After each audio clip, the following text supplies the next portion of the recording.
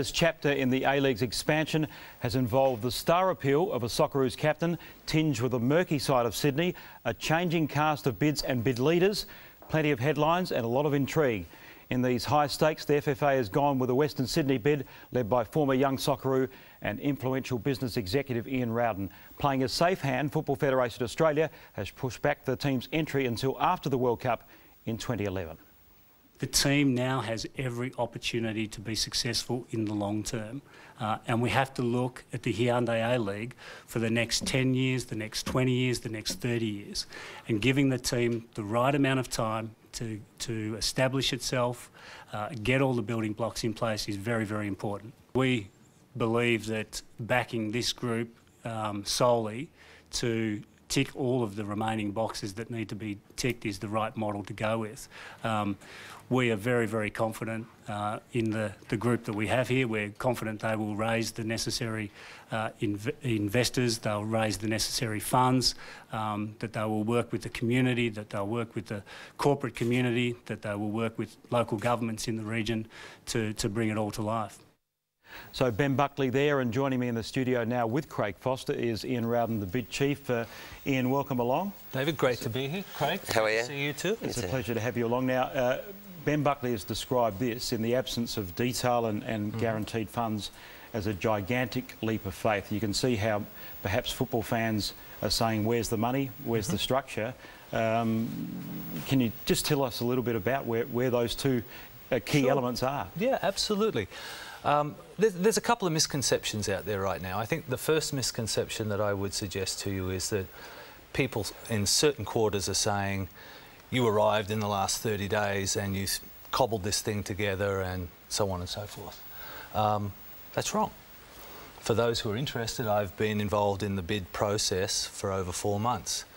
I was in a bid with Joe Meisner and Bertie Mariani, where Joe was the 100% funder of that bid right up until the very final stages, where Joe, for his own personal reasons, withdrew from the bid.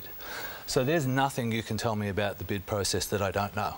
Everything from the financial modelling to the negotiations with various and sundry stadiums, to the consumer research and data that we developed around our thinking, to the type of logos and brands and naming options.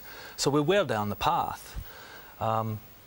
Also in that process, I had reached out to a couple of my partners and said to them, potentially, would you like to be board members if we get that bid up and running? So there were people already actively involved, and we were well down the path in that process. Are you well down the path in the key process of securing that core funding that is absolutely crucial for a startup? Absolutely. And if we weren't well down that path, there's no way we'd be sitting here having this conversation today. It just wouldn't be. Now, is all the finance secured? No, that would be a mistruth. It's not. But we've got more than enough time now to make sure that the structure that we proposed in the bid that I ultimately put together along with Peter Tredenick and Charlie Yankos and John Moore, and we proposed to FFA, we have more than enough time now to put the final pieces together and ensure that the things that need to be put in place for this A-League team to be the biggest thing that's come to the A-League, which frankly I believe Sydney deserves and should deserve, can be what it needs to be. And I would also say to you, just while we're on that, the other misconception is I had a very strong point of view about waiting until the 2011-2012 season. It wasn't because we weren't progressed, it was because you only ever get one chance at a first impression.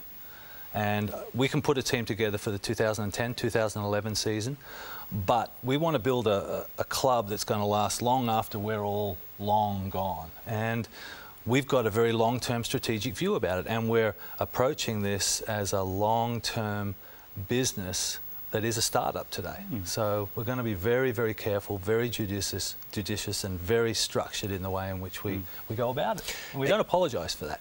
Ian, one of the core factors of any group, of any club, is the quality of the people. You've got some guys there involved who are all, or many are former players. Tell us about the role of Peter Tredenick, about the role of Charlie Yankos, someone who's been talked for a long time now about, even possible FFA board member in the past, and is seen as one of the former players who has some corporate experience and some acumen to bring to the table. What is their role? How does it all fit together? Sure.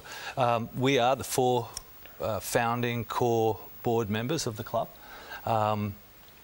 It's, you know, no lucky draw that we're all here together. We've worked on this for some time. You're right, you know, Charlie has had ample opportunities, as an example, to get back into the game, but this is the first thing that he's really wanted to do with a passion. I run companies in 17 countries, 21 different companies, and have a lot of boards that I manage. I wish the calibre of the boards of the companies I run was as strong as this group. You know, in John Moore, you've got arguably one of the best brand marketing minds in the country, someone who's steeped in sport in this country, deeply involved in the World Masters right now, a director of global brands. So from a licensing, merchandising and commercial point of view, he's a critical partner in the process.